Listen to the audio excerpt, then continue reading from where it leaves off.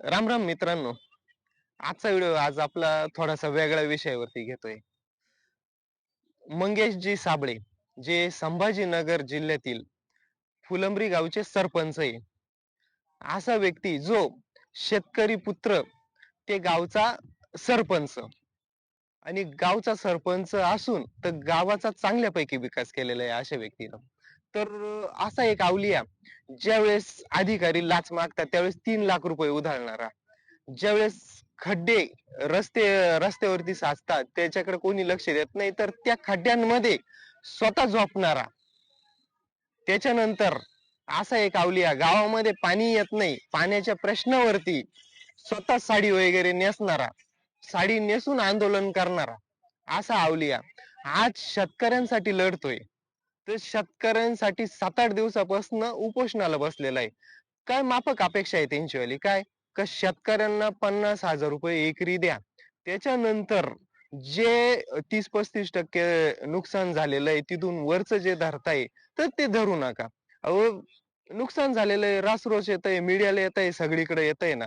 जे अधिकारी येत आहे, आम्ही स्वतः पण बघितलेलं आहे, अधिकारी वावरामध्ये येत आहे, बघताय का तुमच्या याच्यामध्ये पाणी साचलेलं नाहीये, का तुमचं एवढं नुकसान झालेलं नाही. मग अधिकारी येतील तोपर्यंत आपण बांध लावून धरायचे, त्याच्यात पाणी लावून धरायचं आणि त्यांना दाखवायचं, बाबा आमचं नुकसान झालेलं आहे बघा, का पाणी साचलेलं आहे, आमचे बोंड सडून गेलेले किंवा टमाटे गेलेले, सोयाबीन गेलेली बघा. किती किती सरकार पण अंध पाहत आहे.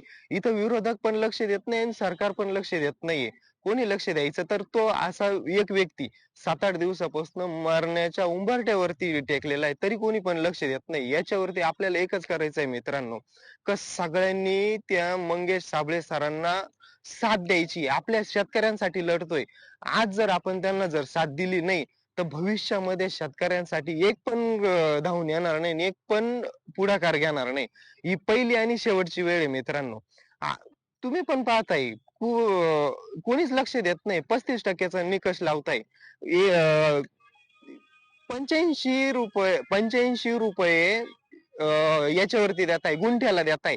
8,500 रुपये हेक्टरी देताय. 8,500 रुपये हेक्टरी काय बिघ्याला तेवढं बियाणं लागतंय. आणि सरकार आपल्याला 85 रुपये, भिकारी सुद्धा घेणार नाही इतके पैसे सध्याच्या मितीला आपली ही चालली. तर थोडक्यात मित्रांनो, मंगेशजी साबळेंना सपोर्ट करा. एकमेव व्यक्ती आहे का तो जो स्वतःची मराठा आरक्षणासाठी कोरी गाडी जाळू शकतो, तो शेतकऱ्यांसाठी काहीही करू शकतो. अशा व्यक्तीच्या पाठीमागे